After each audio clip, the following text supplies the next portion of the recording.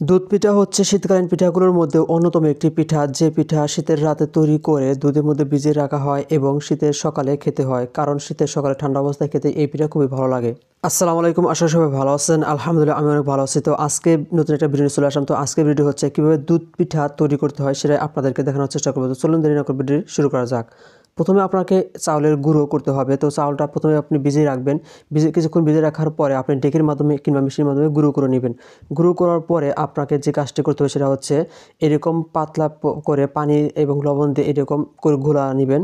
গুলিয়ে নেওয়ার পরে আপনার জন্য একটা পাত্র প্রয়োজন হবে, যে পাত্রের মাধ্যমে আপনি এই পিঠাটা তৈরি করবেন। এটা হচ্ছে মাটির তৈরি পাত্র। তো এই পাত্রের সাথে আরেকটা যে পাত্রের মধ্যে থেকে গোলাটা ঢেলে দেওয়া হচ্ছে, পাত্রটির নাম হচ্ছে ওরং। তো এটা আপনি সংগ্রহ করে নেবেন। তো এরপরে এই মাটির পাত্র হড়া দিয়ে ঢেকে দেবেন। ঢেকে দেওয়ার পর কিছুক্ষণ পরে দেখবেন যে এটা হয়েছে কিনা। তো দেখতে পাচ্ছেন যে এটা এখনও কাঁচা আছে, তার মানে আরও কিছু সময় এটা রাখতে হবে। তো এরপর দেখতে পাচ্ছেন যে এখনও একটু কাঁচা আছে, আর একটু কিছু সময় রাখলে এটা হয়ে যাবে। তো দেখতে পাচ্ছেন যে দেখতে আমাদের অনেকগুলো পিঠা তৈরি করা হয়ে গেছে। তো এই পিঠাগুলো আমরা আমাদের আঞ্চলিক ভাষায় যেটা বলে থাকি সেটা হচ্ছে চিতি পিঠা বা সাদা পিঠা। তো আপনার আঞ্চলিক ভাষায় কী বলে থাকেন সেটা অবশ্যই কমেন্ট করে জানিয়ে দেবেন।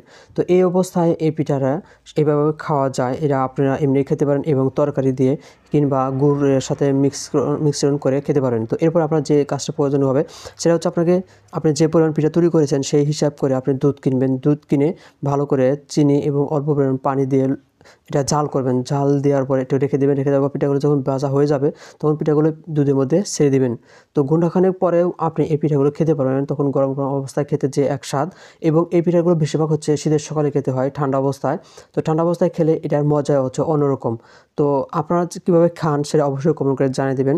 তো আমাদের এখানে শীতের রাতে পিঠাগুলো তৈরি করা হয় এবং ভিজিয়ে রাখা হয়, সেটা সকালে বেলা খেতে দেওয়া হয় মেহমানদেরকে। এই দুধ পিঠাটা আমার কাছে ঠান্ডা অবস্থায় খেতে বেশি ভালো লাগে। তো আপনার কাছে ঠান্ডা নাকি গরম খেতে ভালো লাগে সেটা অবশ্যই কমেন্ট করে জানিয়ে দেবেন। তো আপনাদের সাথে আবার দেখা হবে নতুন করে ভিডিও। সবাই ভালো থাকবেন, সুস্থ থাকবেন। আল্লাহ হাফেজ।